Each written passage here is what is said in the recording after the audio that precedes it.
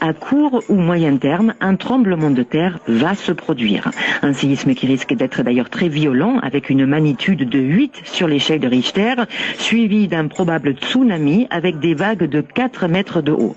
Le facteur aggravant, Michael, c'est que la ville du Cap est située dans une sorte d'amphithéâtre naturel. D'un côté, il y a des quartiers en hauteur qui seront à l'abri d'un tsunami.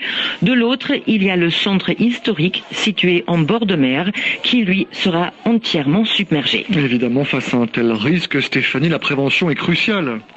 Absolument. Depuis quelques années, des panneaux installés dans le centre historique de Cap-Haïtien indiquent d'ailleurs les voies d'évacuation à prendre en cas de tsunami. Et ça ne coûte rien de le rappeler ici, Michael. Dans ce genre de situation, il faut le plus vite possible courir vers les hauteurs pour se mettre à l'abri. Le problème, c'est qu'une grande majorité de la population ne sait pas comment réagir en cas de séisme, ni comment reconnaître les signes avant-coureurs d'un tsunami. Pour changer cette donne, l'ONG internationale GeoHazards, spécialisée dans la gestion des risques et des désastres, a lancé un programme dans 18 écoles de Cap-Haïtien qui sont toutes situées dans la zone la plus à risque.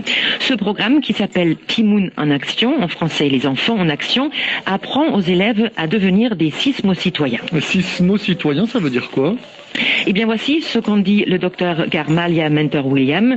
Elle est la représentante de l'ONG GeoHazards en Haïti et coordinatrice du projet. Le sismo-citoyen, c'est un terme qu'on utilise récemment. C'est dans sismo, on voit le séisme. Et donc, c'est un citoyen qui connaît, il comprend le risque et sait comment réagir et qui s'engage à sensibiliser sa communauté aussi. Donc, si on suit bien, Stéphanie, ça veut dire 3 étapes: connaître, agir, sensibiliser.